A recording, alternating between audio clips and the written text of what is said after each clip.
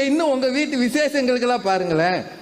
இப்போ உங்க வீட்டில் வந்து ஒரு சின்ன விசேஷம் இருக்கு, ஒரு ஃபங்க்ஷன் இருக்கு, அதுக்கு பாருங்களேன், சில பெண்கள் இந்த தூக்கு போனியோட வரும். நான் சொல்றது உண்மையா இல்லையா? நீங்க பெண்களே யோசிச்சுக்கங்க. சாப்பிட்டு முடிச்சுட்டு இதுல கொஞ்சம் நிரப்பி வச்சிருங்களேன். நம்ம செஞ்சது 101ஓட 100 சேர்த்து 201. ஆனா எடுத்திருக்கிறது 501க்குரிய சாப்பாடு தூக்கிக்கிட்டு அவன் எடுப்பு சாப்பாடு இடம் இல்லைன்றான்.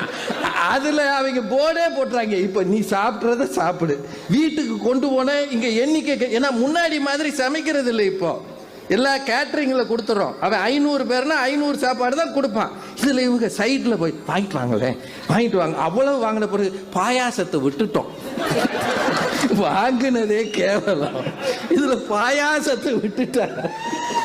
ஏமா வீட்டுக்காரரையும் குடும்பத்தையும் அவமானப்படுத்துறதுக்கு பேரு நிதி நிர்வாகம்னு ஒரு அணியே பேசுது. ஐயோ. அப்புறம் அந்த நல்ல பேசியிருக்கிறாங்க.